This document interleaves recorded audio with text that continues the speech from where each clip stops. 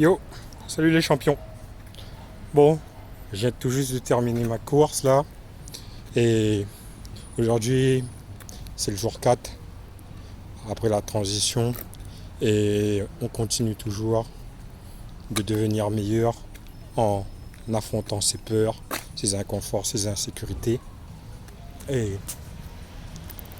je vous avais parlé du bien-être, je vous avais parlé de la montagne du social. Et aujourd'hui, je vais vous parler de ma dernière insécurité, qui est encore plus inconfortable que celle du social, c'est celle du couple. Donc la montagne du couple. J'en parle parce que j'en sais que quelques-uns dans mon entourage est un peu dans cette situation-là. Il y en a qui se sont fait justement larguer et qui sont au plus mal en point. Il y en a qui pensent qu'ils ont raté leur vie. Il y en a qui pensent que ils vont finir toutes seuls. Et c'est vrai que je faisais partie de ces gens-là. C'est vrai que je faisais partie de ces gens-là. Et tout simplement parce que je m'étais enfermé dans une boîte. Enfermé dans mon esprit dans une boîte. Et voilà. C'est à eux un peu que je m'adresse aujourd'hui dans cette montagne du couple. Parce que moi aussi, je m'étais fait la promesse en fait, après mon ex, je vais finir une promesse que j'ai fait, une promesse. Une promesse que j'avais fait, après mon ex, je vais finir vieux toute seule s'il faut quoi. Voilà, c'est ça, parce que je l'aime, c'est tout. C'est ce que je me disais. Mais c'est de la connerie en fait de faire une telle promesse. Tu peux pas en fait te tenir à une promesse et la respecter comme ça quand elle te ruine la vie. Non, c'est pas possible. C'est juste de la bêtise. Et du coup, moi, ça m'a pris tout un processus pour me dépatouiller un petit peu de ça. Je vais vous raconter dans les quelques minutes qui suivent. Et aussi, ce que ça a engendré, la rupture chez moi, c'est un traumatisme. Un traumatisme de, je me demande, je me demandais à l'époque, est-ce que je peux tenir une vie de couple ou quoi que ce soit? Est-ce que je suis fait pour être en couple ou non? Je me disais un petit peu tous ces genres de choses. Et du coup, je doutais de moi. Je doutais de moi. Et j'avais peur aussi d'une autre chose, c'est de vivre à nouveau la rupture en fait. Ça m'a traumatisé. Vivre à nouveau une rupture. Et ce que j'ai fait face à cette peur-là, toujours, on met dans de ces 46 jours, je me suis responsabilisé. La première chose, c'est de se responsabiliser. C'est pour ça que je vous dis, sachez qu'est-ce que vous voulez dans la vie. Qu'est-ce que vous voulez. Puis, deuxième point, qu'est-ce que vous devez devenir pour avoir ce que vous voulez. Troisième point, c'est les peurs qui vous empêchent d'arriver à ce que vous voulez et à ce que vous devez devenir. Voilà, ça c'est les 3 éléments importants. Quand vous avez fait ce point-là, responsabilisez-vous. Vous voulez cette vie, faites tout en fait. Parce que si vous faites rien, votre vie sera toujours ce qu'elle est aujourd'hui. C'est aussi simple que ça. C'est aussi simple que ça. Mais c'est difficile. C'est difficile. Je sais. Parce que vous devez surmonter des peurs et tout ça. Et du coup, moi, par exemple, les peurs que j'avais par rapport à la jante féminine, c'était juste, par exemple, dire à une fille, tu es jolie. Ça paraît banal, mais j'avais la trouille de dire ça. Et du coup, j'ai vu la vie comme un terrain d'entraînement. Pas seulement mon lieu de travail, mais là, c'était au sport avec les filles que je rencontrais ou quoi que ce soit. Juste, tu leur dis, je vous trouve jolie. C'est tout. Mais il fallait que je la trouve jolie. Mais c'est tout ce que j'avais à dire. Et parfois, je le disais. Et parfois, je le disais pas. Quand je le disais pas, toujours comme dans la montagne du social, je m'encourageais au lieu de me couler moi-même comme je le faisais avant pendant ces premiers 46 jours. Je me disais, vas-y, tu essaieras et tu feras mieux la prochaine fois. Et la prochaine fois, en général, j'ai échoué une fois, je réussissais la seconde fois. Je échoué une fois, je réussissais la seconde fois. Mais à force de réussir et de réussir, à un moment donné, vous allez développer la confiance. Vous commencez à avoir de plus en plus confiance, en fait. Vous allez développer ce truc. Et du coup, vous allez enchaîner petite victoire sur petite victoire sur petite victoire sur petite victoire. Voilà. Ça, c'était un premier point que j'ai dû travailler. Et à chaque fois que j'arrivais à surmonter mes peurs, c'est parce que je me disais, bon, là j'ai échoué, je veux ça comme vie. Non, il faut que je passe de l'autre côté. J'ai fait tous ces 46 jours-là pour ce moment-là. Ce que j'ai fait est bien plus dur que ce que je dois faire en ce moment-là. Courir, faire de la musculation, faire des activités physiques est bien plus difficile que de parler et juste de dire « Une fille, tu es jolie, bordel !» C'est tout. Donc ça me donnait de l'élan, ça me donnait de la force, ça me donnait du courage. Et j'y allais. Je faisais ce que j'avais à faire. Ça, c'était le premier niveau. Le deuxième niveau, c'est approcher cette fille et lui dire, par exemple, lui faire la conversation. Voilà. J'étais mal à l'aise, je bégayais, je savais même pas quoi dire. Je me sentais, pas sûr de moi en fait, et ça se ressentait. Voilà. Et du coup, ça aussi c'est un truc que j'ai appris petit à petit. Heureusement que j'avais fait la montagne du social auparavant. Ça m'a aidé, justement, la montagne du social m'a aidé justement au dialogue. Tout ce que j'ai fait auparavant, en fait, m'ont aidé à chaque fois dans l'étape qui est suivante. Donc ça, c'est le deuxième point. Le troisième point, juste demander à une fille quel est son nom. Parce que j'ai plein de pensées dans la tête quand je demande à une fille quel est son nom, ah ouais, elle va croire que je m'intéresse à elle ou quoi que ce soit, je vais me faire griller. J'ai tout ça et ça me bloque, en fait. Ça me bloque.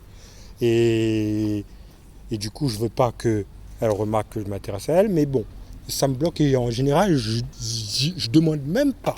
Je demande même pas. Oui, c'est mes inconforts et les insécurités que je vous livre là. Oui. Et je sais qu'il y en a qui sont comme ça aussi. Et je dois le dire. Et c'est chiant de le dire parce que je me montre vulnérable et tout. Et j'ai peur d'être jugé, mais il faut que je le dise. Donc, voilà. Mais pareil, toujours même mentalité. Tu ne peux pas vivre comme ça. Tu ne peux pas vivre constamment dans la peur de ce que tu as à dire, de peur que, ah oui, on découvre quoi que ce soit. Non, tu ne peux pas. Tu ne peux pas vivre comme ça.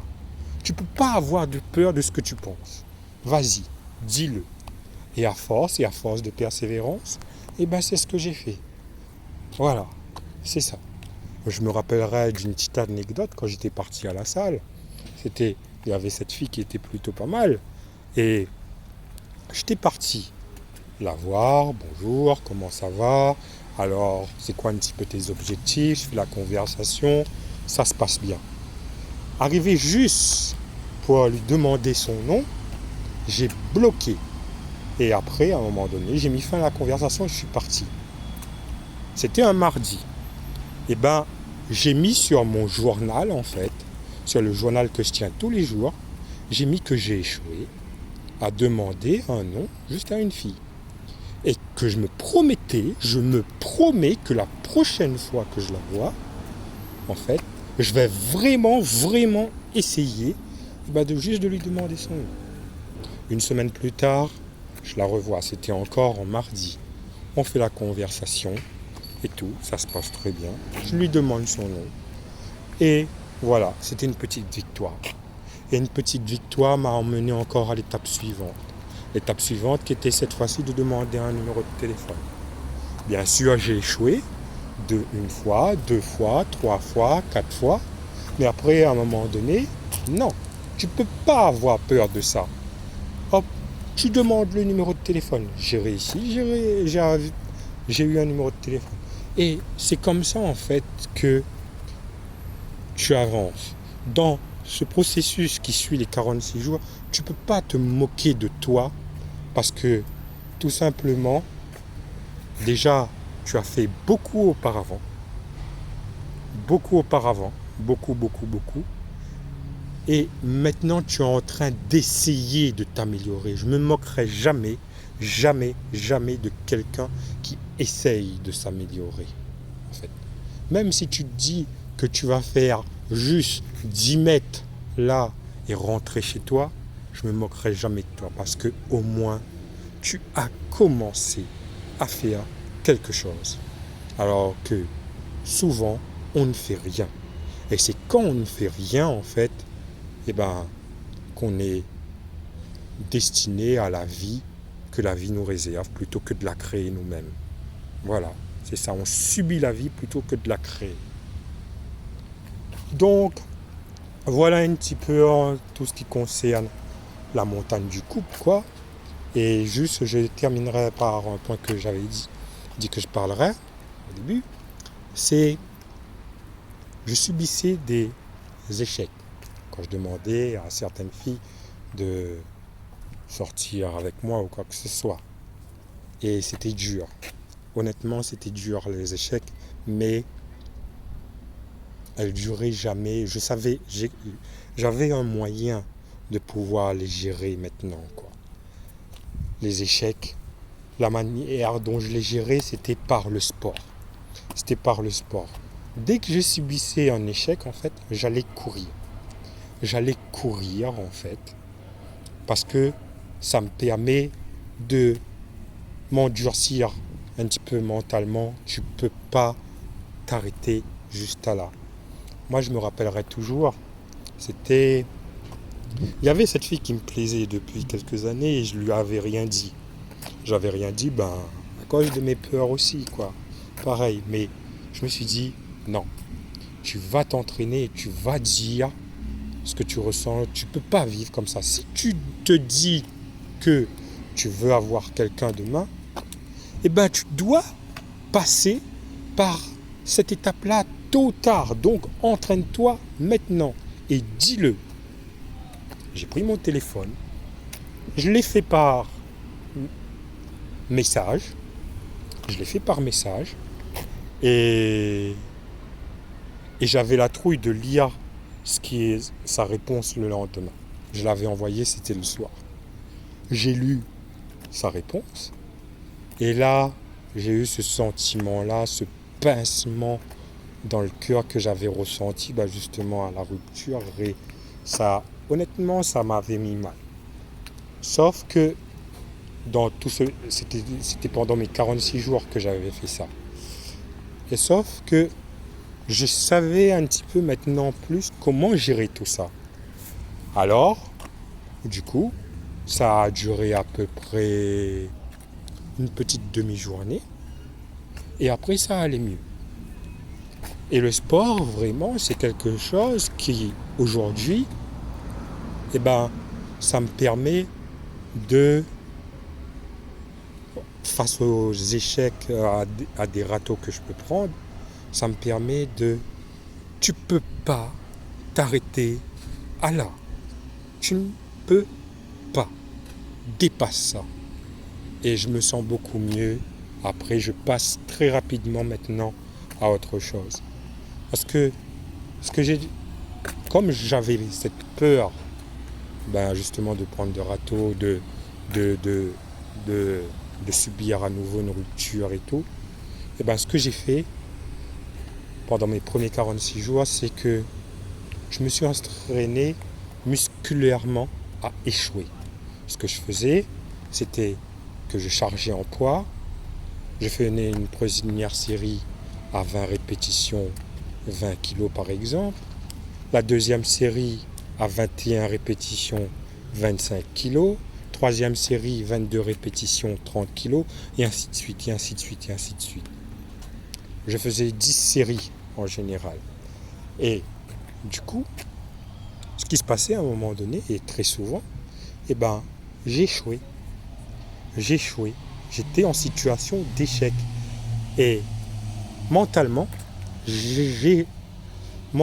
j'associais cet échec, en fait, à un échec, par exemple, amoureux ou quoi que ce soit. Justement, pour apprendre à faire face à ce sentiment-là qui m'envahit et tout, pour pouvoir prendre le dessus sur ce sentiment. Alors effectivement, quand j'ai échoué, en plus j'aime pas ça, quand j'ai échoué, eh ben ça me mettait mal, Mais l'état d'esprit que j'avais développé était tel que c'est pas grave. L'état d'esprit et avec les enseignements que j'ai appris aussi, c'est pas grave. J'ai échoué là, je reviendrai demain. J'échoue encore, je reviendrai. Et je reviendrai jusqu'à ce que je réussisse. Voilà. À un moment donné, j'ai commencé à réussir, justement, à force de revenir, de persévérance. Quand tu arrives à réussir à quelque chose que tu mets des mois, des années, justement, à réussir, je vous laisse imaginer le sentiment que vous avez. Donc voilà, c'est un petit peu comme ça que j'ai géré la montagne du couple qui continue toujours aujourd'hui. J'ai appris beaucoup de choses entre-temps et de ce que j'ai fait, de mes échecs, de comment les améliorer encore et tout quoi. Et j'ai beaucoup plus confiance à ce point-là, sur ce niveau-là, maintenant aujourd'hui. Maintenant, quand je vais voir une fille, c'est... Ouais, je te dis juste que tu es jolie, je cherche pas plus en fait avec toi. Après, si tu te fais des idées, tu te fais des idées et c'est tout, quoi.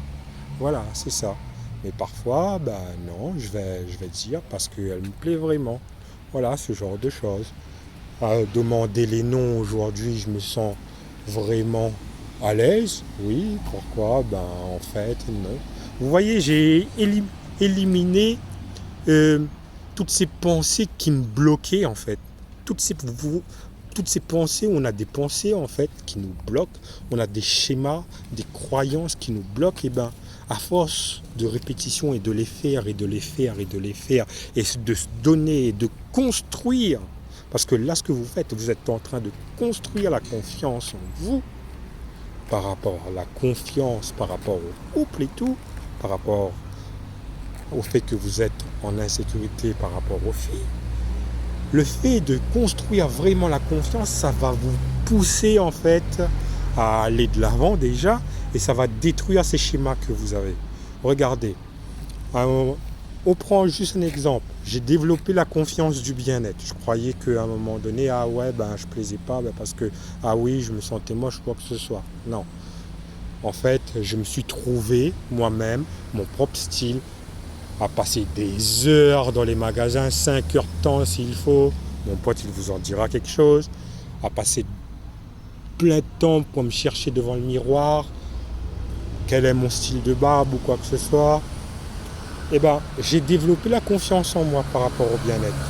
Et c'est pas fini aussi la montagne du bien-être, mais du coup j'ai évolué par rapport à ça. Le social, je croyais que j'étais quelqu'un de timide, ok. Et quand je voyais tout ce que je faisais, à force de le faire, non, je suis pas timide en fait. Non, je suis pas timide, j'ai mon propre fonctionnement, il faut juste apprendre à me connaître, il faut aller juste apprendre que je me connaisse, comment je fonctionne, et voilà, c'est tout. Et c'est pareil par rapport aux filles ou quoi que ce soit. Non, en fait, j'ai développé aussi cette confiance à force de répétition, à essayer, et à ne pas se critiquer. C'est important, c'est très important dans cette période-là, quand vous êtes en train d'essayer quelque chose qui est insécure par rapport à vous, en fait, donnez-vous vraiment l'estime à vous-même que vous méritez, que vous êtes en train d'essayer d'aller de l'avant. Donc voilà quoi. Parce que, comme j'aime bien le dire, la différence entre ce que tu as et ce que tu veux, c'est ce que tu fais. Stay hard.